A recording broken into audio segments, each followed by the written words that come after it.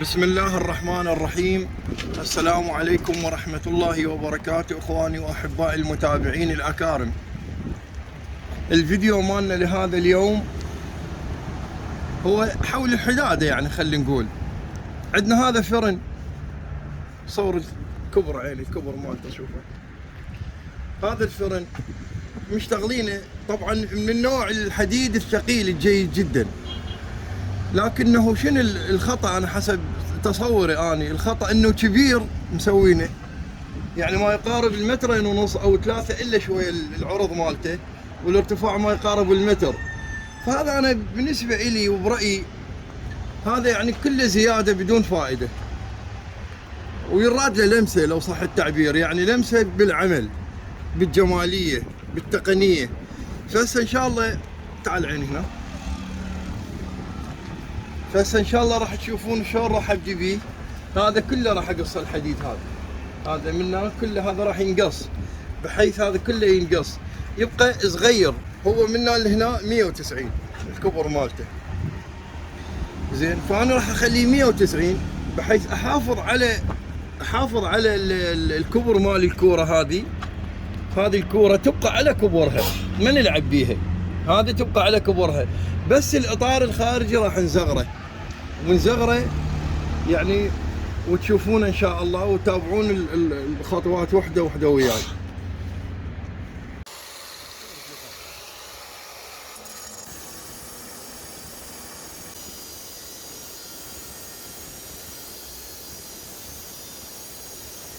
فشوف اخواني، هذا الحديد الزايد، تعال هنا عيني، هذا كله قصيناه.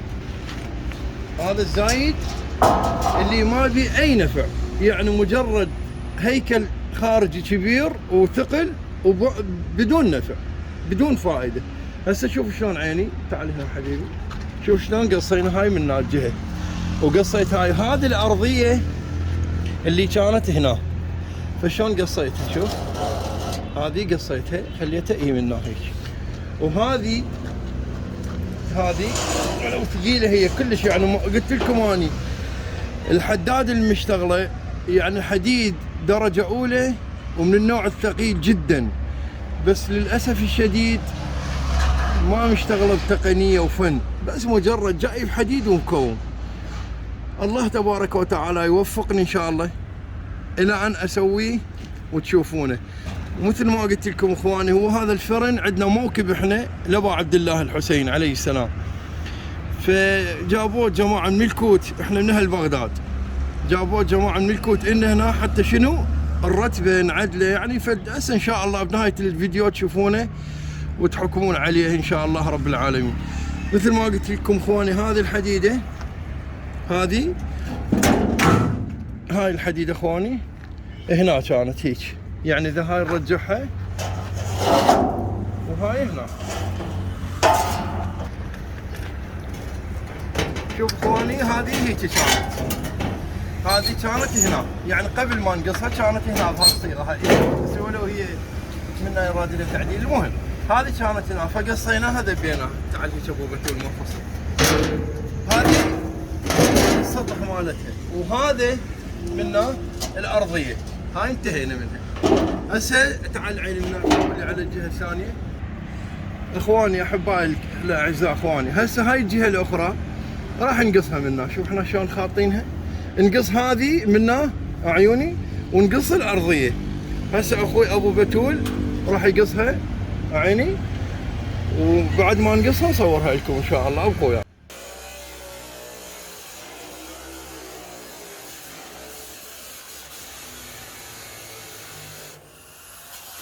هاي الجهه الثانيه انقصت منها، وهاي الارضيه قصيناها منها، هاي قصيناها، هاي كانت هنا وهاي قصيناها، انتهينا منها. مال الكوره هذا السطح الخارجي الفوق عن الارضيه. طبعا الارضيه احنا راح نخلي لها بليته السمك مالها 12 مليم، يعني ثقيل مو خفيف، 12 مليم، بحيث هاي وزنها يكون يعني فوق هاي راح اخلي ملح وقاعد البليته وزنها 246 كيلو، بس هاي البليته لهنا. فنظام الفرن حتى ما يصرف غاز هواي ولا يصرف طاقه هواي، يصير ناصي. هاي الجقره البليته راح تجي بمستوى هذا. منا اللي هنا شوف ايش قد عندنا الارتفاع 57 سنتيم. شوفوا 57 سنتيم، هذا خطأ 57 خطأ. لازم شو نسوي؟ ننزل هاي راح اقلعها هسه حاليا، اشيلها كل هذا السطح كله ينشال. ايش قد اسوي الارتفاع؟ راح انزل الى ان اسوي يعني اذا قدرت 40 فكلش زين، واذا ما قدرت انحكمت بهذن من الاطراف فيعني يصير 45 هم ماكو مشكله. عرفت اخواني؟ هذا هسه راح اخلعها، هذه انا شلعتها هسه راح نشيلها قدامكم. يظل عندنا بس هذا السطح منه، نكمل هذا منه، نخلي بعد نقوي منه. عندي شانلات من هذني بعد راح اقوي هذا منه هيك منه، واقوي الجهه الثانيه واكمل الجقره، واكمل هاي القاعده على حسب الاصول، ومن ثم اقعد هذا بالاخير. ابقوا يا رجال. شوف اخواني الاعزاء، شلت السطح الخارجي مال الكوره، بقى عندنا هذا. شوفوا بس هذا اهم شيء راح نشتغل بهذا، احنا هذا راح نشتغل فيه اخواني. هذا منا الباب مسوينه 36 سنتيم يمكن 34 سنتيم، هذا خطأ. هذا المفروض شو يصير؟ يعني يتراوح من 25 الى 26 الى 27 سنتيم. فهذه هسه راح ارفعها، هذه الحديده انزلها هيك منه، لان هذه اذا ظلت عريضه تظل تتسرب الحراره منها، ولو هم مخلين ارتفاع منها، هذا مخلين اثنين، هاي شخاطات اثنين مخلين يعني 20 سنتيم. احنا ما يخدمنا هذا الشيء، لان قلت لكم الفرن عالي، فراح ارفع وحده وانزلها يعني قدر ما استطيع اصغر الباب حتى تنحبس الحراره هنا، وان شاء الله تتابعوني.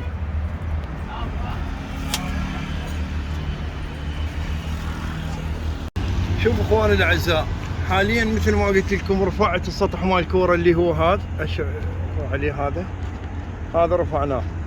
ايش سوينا اخواني؟ تعالوا استحدثنا شغله جديده، وهي انه خلينا له شاصي. شوف اخواني شاصي، هذا شاصي ما اعرف هو مال ايش، هم اهل الموكب جابوه، يمكن مال قارب او مال كرفان. المهم كان طويل طوله بالاربع امتار، فقطعته انا ورتبته وخليت له سطح هذا منه، وخليت له جكات. هذه الجكات شوف اخواني، هاي جكات سويناها حتى شنو التايرات والطوف من القاع. هذا مو شغلنا احنا، يعني مو موضوعنا احنا الفرن. وخليت هذه البور المربع، هذا ثقيل طبعا، احنا شغلنا كله ثقيل.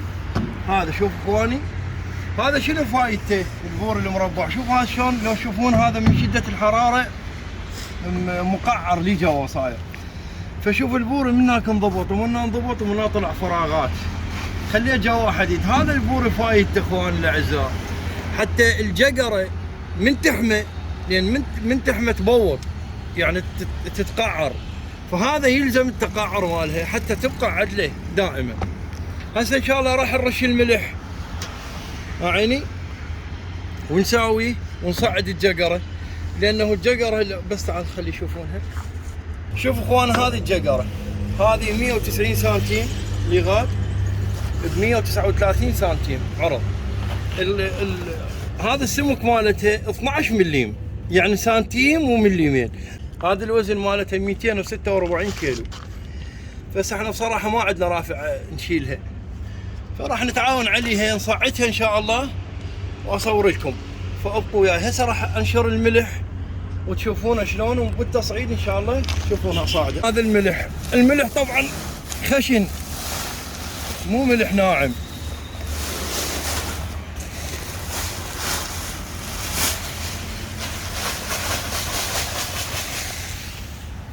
هسه نقعده هيجي نساوي ويا هذا الحديد قبان، ونرجع لكم ان شاء الله. شوف اخواني، بعد ما فرشناه ندقه بطابوقه. احنا هذا عندنا طابوق ناري، طابوقه طخماخ حديده اي شيء عدل. هسه اشوفكم شلون يندق هيجي.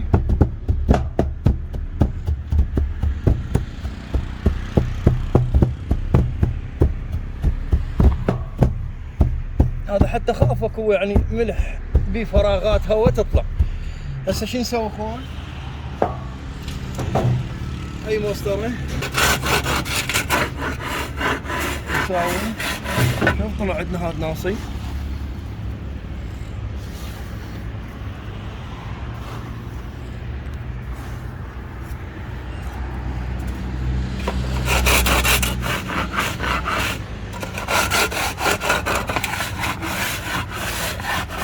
هذا اخوان شوف نساوي هيجي ونصعد الحديده الجقره. شوفوا اخواني الاعزاء، حاليا اخويا ابو بتول يلحم الكوره. طبعا احنا ارتئينا ان نلحمها من الداخل، بما انه عندنا مجال انه رفعناها فيلحم بيها من الداخل. اللحيم درازه طبعا تاخذونها في الطريقه هاي، تقطيع هيجي ودرازه يصير. واقف خويا ابو بتول مرخصتك.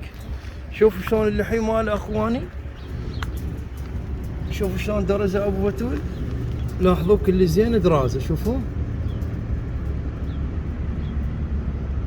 المهم شوفوا شلون اخواني هو طريقته نفس طريقته. هو ابو بتول خذ باصات من هاي وحده لو تلاحظونها، وهاي وحده وهاي وحده وهناك، حتى شنو من تاخذونه هيجي ما يبوط، يعني اذا جره وحده ما يبوط. يلا اخوي ابو بتول توكل على الله.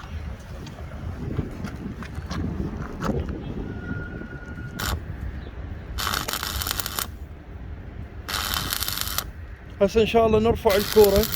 قبل ما ارفع الكوره، يعني هذا الكوره قبل ما نرفعها نخليها هنا على هذا، راح نشغل البريمزات ان شاء الله وتشوفون طريقه باذن الله تبارك وتعالى، طريقه احترافيه ان شاء الله.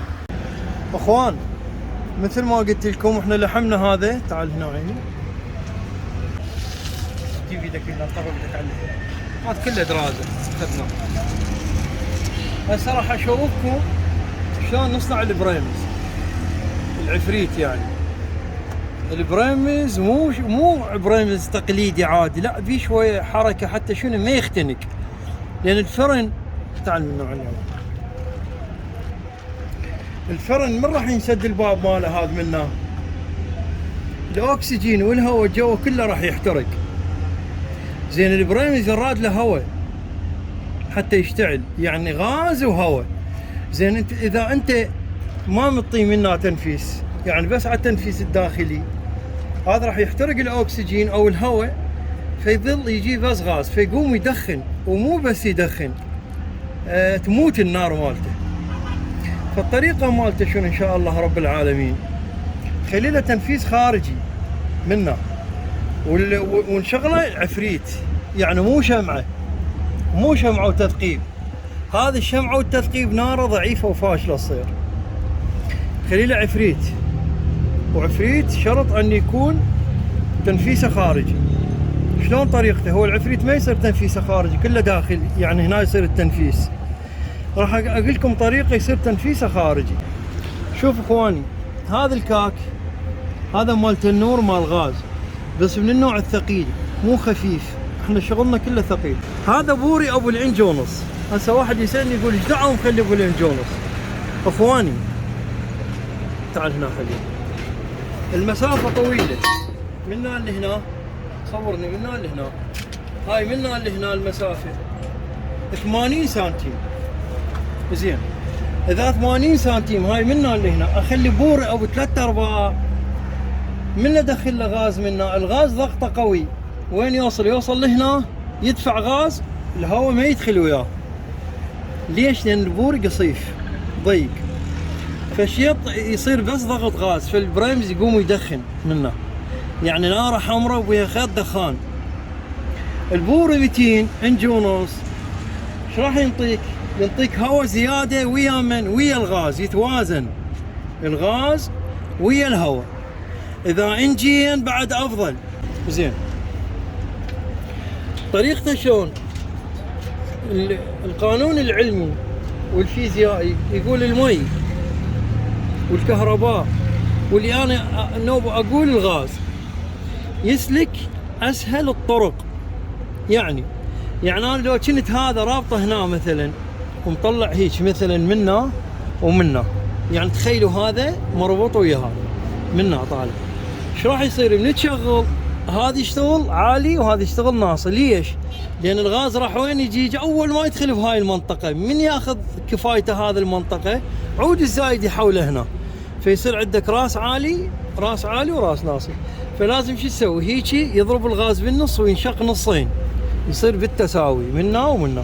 وان شاء الله من اشغله لكم عشان تحت العمل هو، من اشغله تشوفون نارته شلون متساويه. هسه احنا شلون نسوي راس العفريت هذا انجين، شلون طريقته؟ طبعا اي علو تريده، يعني انت مثلا هسه هذا قد يكون 3 سنتيم او 4، تخليه وتخط هيك خط.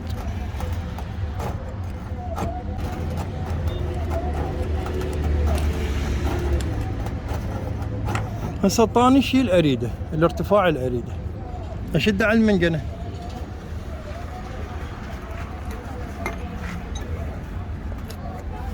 اخوان اعذروني خاف يصير الفيديو طويل، بس انا تدرون بيد قايل لكم دائما انا ما عندي فيديوهات قصيره مال شهره وما ادري شنو، انا ادور فائده للناس، والله العظيم فائده للناس. وهذا تدرون يعني انا عفت شغل وعمل وعزلت على مود شنو؟ اكمل الفرن مال الموكب مال ابو عبد الله عليه السلام، لان ابو عبد الله واهل البيت هم شفعاءنا يوم القيامه. فاحنا مو كله للدنيا، نخلي عمل للاخره. انتبهوا لي رجاء. تاخذه زائد يعني 6 قاطعات هيك.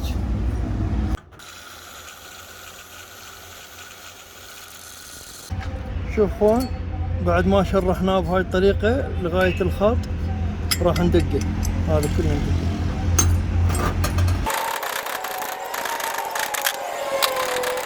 هذه بوشه باعوها، هذا ام الانج داخلها، حتى اصغرها هنا اخليها، نبقى ندق بيها الى ان هاي تقعد حصر وبعدين نلحمها. هسه راح ادقدقها وقعتها حصر وتشوفونها. شوف اخوان هذا مو قلت لكم العفريت خلينا له هاي البوشه ام الانج ولحمته وشرخته منه. طبعا هو العفريت التثقيب ماله المعروف الماشي من نايس يكون، لكن اذا كان داخلي بمكان مغلق هذا خطأ، لازم يصير تنفيسه خارجي مثل ما شرحت لكم. هذا هسه وين راح ينشد؟ تعال هنا هذا راح ينشد هنا. طبعا هذا ابو الانج، هذا انج ونص، هذا البور اللي 80 سنتيم انج ونص، وهذا انج راح ينشد هنا. اذا خليناه انج هاي الفتحه مالته انج راح تصير النار مالته باهته مو حلوه. فشنو الطريقه اللي راح نسويها؟ نقطع من عند هاي الوصله هيك صغيره، هاي اذا تقعدونها هنا بور ابو النص يقعد هنا راح يقعد يلعب. فايش تسوي؟ شويات لحيم هنا باوع، هاي خل اشر عليها تبين؟ هاي شويات 1 2 3 هيك 4. هاي شو تسوي؟ تشويها وتقعدها دق هنا حتى يقعد حصر. هسه راح اقعدها واشوفكم هاي شلون. شو تسوي؟ تعال على هاي الجهه الثانيه. شوف اخوان هذا اذا تريد تلحمها حتى تصغر الفتحه هيك، شوف شلون صارت الفتحه صغيره حتى تطلع النار زرقاء بالبدايه وبالاخير مالتها بيها حمار. شو اللي فايدته هذا؟ حتى يتضوى للفرن. يعني اذا نار زرقاء لوحتها اذا كان يشتغل بليل ما يشوف شيء، لكن اذا بالنهايه مال النار اذا بالنهايه مال النار اكو حمار تصير ضوء، بس شرط ان ماكو دخان. المهم احنا ضيقنا هاي المنطقه حتى نلحمها والسن ما ينضرب عندنا. شكنت هذا شو نسوي لنا؟ هذا تشكنت نشده هنا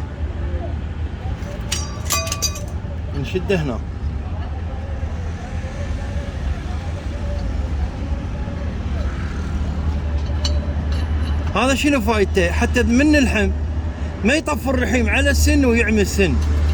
هسه راح الحم وتصير مثل هاي ان شاء الله هيك. شوفوا شلون اخواني، قرب ايدك عليه كلش قرب شلون هيك تصير. شوفوا عيني مثل هاي.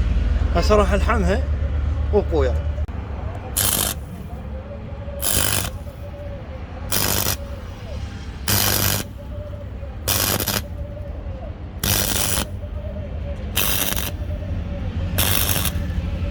شوف اخوان، حاليا عندنا مرحلة العازل.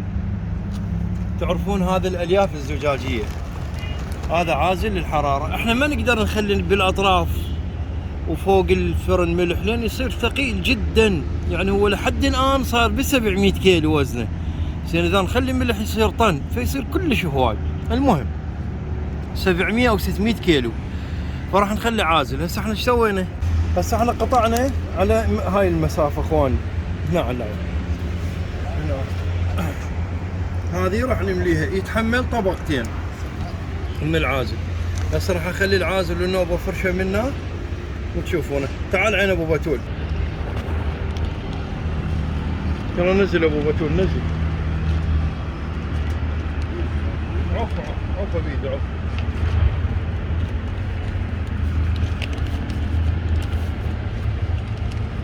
اخواني هسه راح اكمل عازل وفرشه منه واصور لكم. شوف اخواني الاعزاء، حاليا خلينا طبقه عازل. هذه ضربناها عزلناها وخلينا هاي البليته. هاي الطبقه الثانيه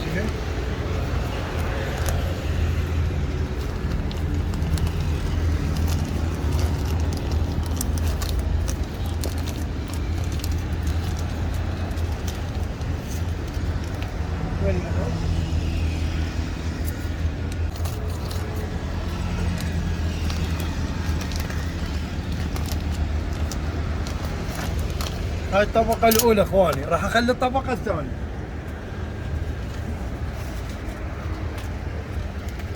هاي الطبقة الثانية. شوف اخواني، هاي طبقة أولى وهاي الطبقة الثانية.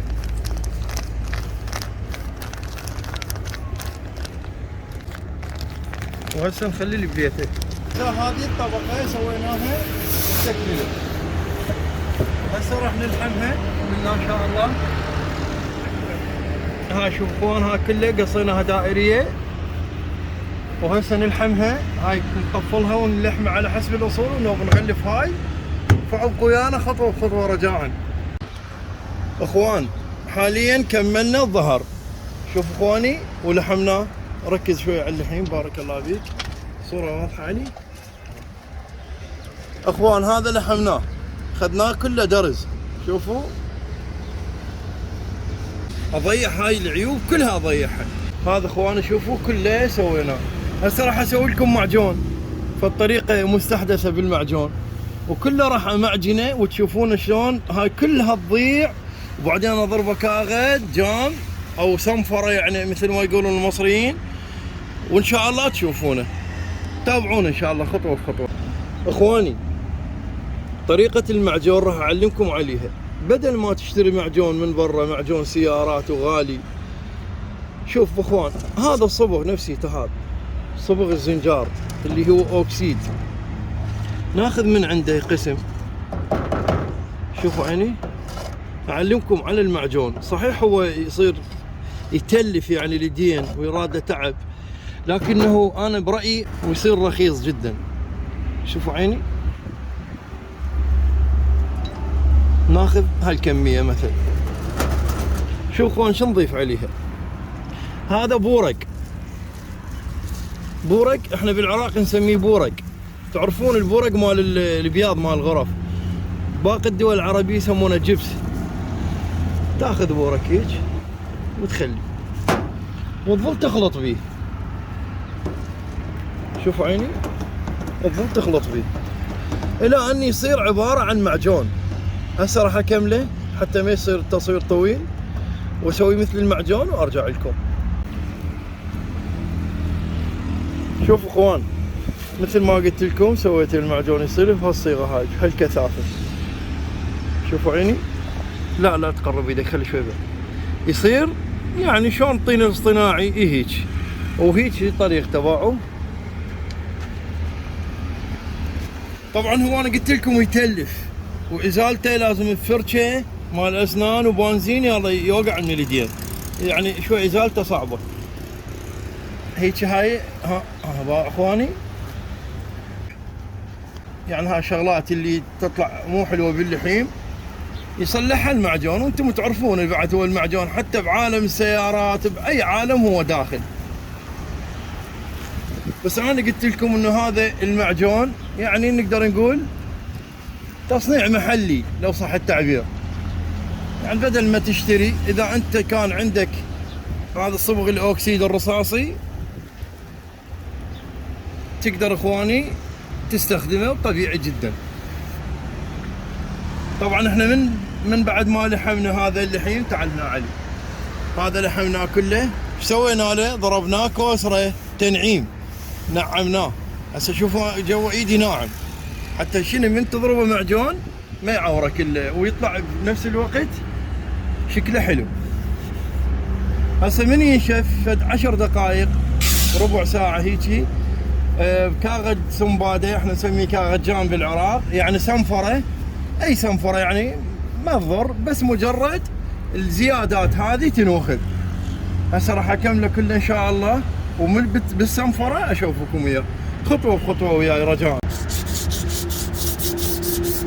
شوفوا اخوان، حاليا عندنا مرحله السنفره، شوف شلون. وهذا منين بعد ما ضربناه معجون يتنظف. هو شنو طريقه؟ مجرد الزيادات توخر يعني حتى يجي عدل. حيل حيل شوي فركه علي. اي جيد جدا.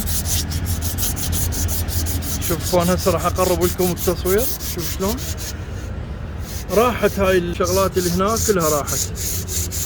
شوفوا عيني، هذه كلها راحت. وهسه ان شاء الله رب العالمين من صبغه كلها هاي تضيع. شوفوا عيني هذا، شوفوا عيني هذا كلها ضاعت. هذا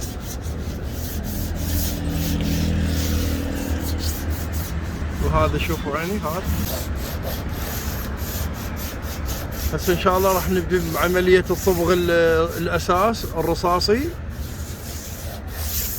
ان شاء الله رب العالمين. ومن بعد ذلك نخلي له زينه، يعني زينه، يعني مثلا تاج، زناجيل، شغلات من يعني شوف شلون الله تبارك وتعالى يوفقنا نخلي له جماليه. فان شاء الله تبقون وياي في حيل الله.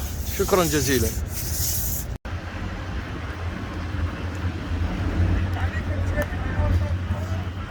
شوف اخواني الاعزاء، حاليا كملناه، باقي اخير شيء عندنا هذا هنا الصبغ. اي بابا هسه جيك. هذا الصبغ هنا يصبغ به علاوي. شوف شلون هاي خلينا رايات ابو عبد الله عليه السلام وابو الفضل عليه السلام. هذا التاج. العفو حبيبتي.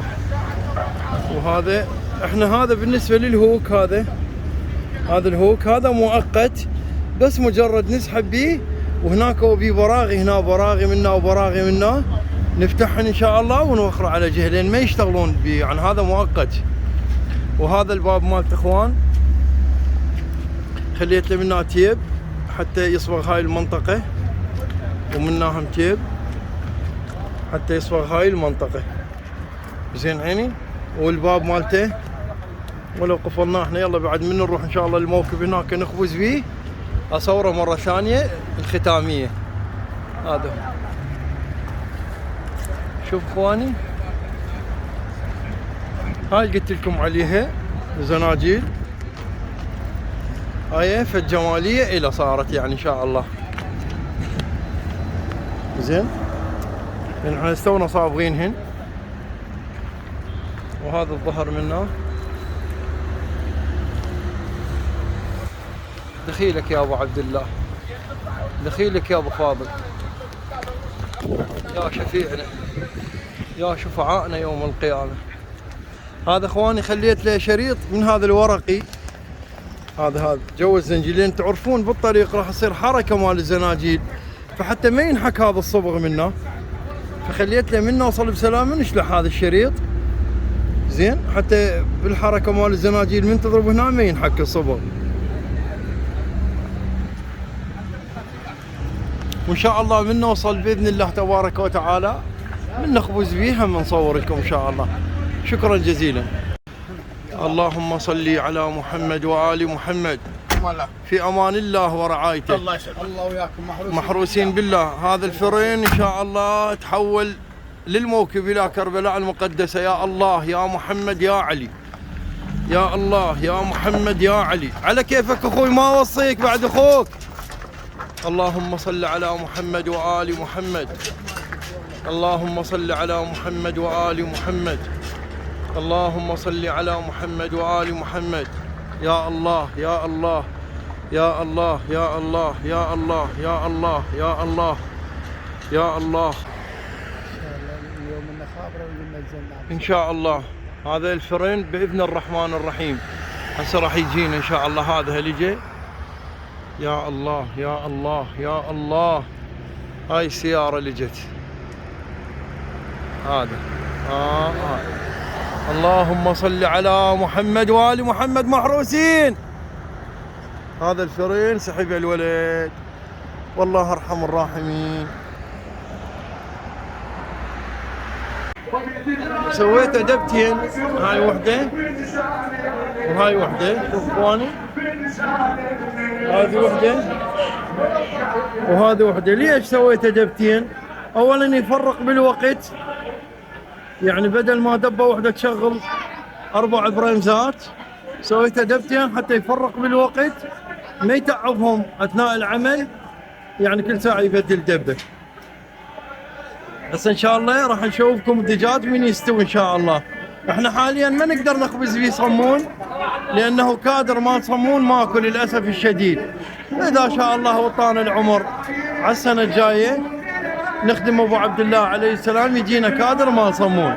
هسه ان شاء الله اشوفكم الدجاج من يستوي، فابقوا وياي خطوه بخطوه رجاء. شوف اخوان، حاليا شغلنا الفرن. افتح الغاز، افتح افتح افتح. اي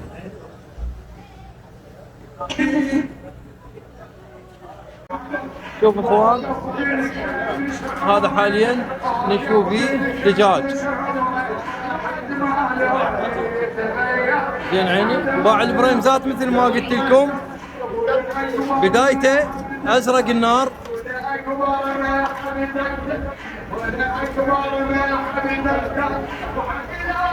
بداية النار زرقاء. لا لا لا افتح شوية. بداية النار زرقاء ونهايتها حمراء على مود الضوء. اذا بالليل الخباز حتى يشوف. شوف اخواني، اقفل. شوف اخوان، حاليا طلعنا الصينية هاي مال الدجاج. شوفوا عيني، هذا الدجاج ما شاء الله مستوي. صلوات على محمد وآل محمد. هسه الوليد الشيف ابو كاظم، هذا الشيف ابو كاظم تم العمل والفرن ناجح 100%. نسأل الله القبول، نسأل الله أن يحشرنا مع الحسين يوم لا ينفع مال ولا بنون وهو أرحم الراحمين.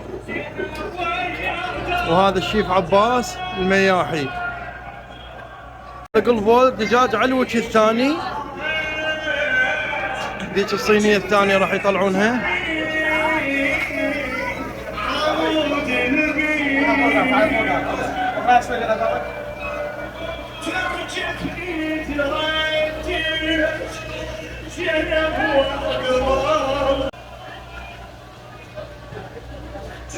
اخواني ارجوكم اللي يستفاد من اي معلومة انشرها ويطبقها على ارض الواقع وتنجح بيده، وان شاء الله تنجح. اللي اطلبه منه ان لا ينساني ووالدي كما ربياني صغيرا، من خالص دعائه. والسلام عليكم ورحمة الله وبركاته. كان معاكم اخوكم عدنان ابو مهيمن الكناني، في امان الله.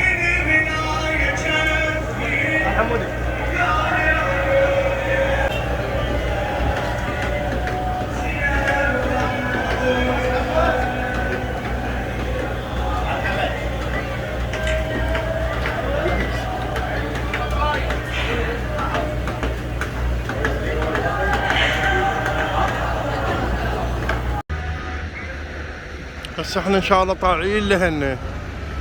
هاي من فوق الجسر هاي المواكب.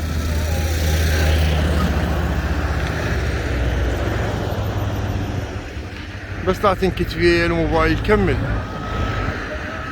كمل كمل. هاي المواكب. يا الله، نسأل الله أن يتقبل من يمنه اللي قدرنا عليه، وما قدرنا عليه سامحنا عليه رب العالمين. يا الله.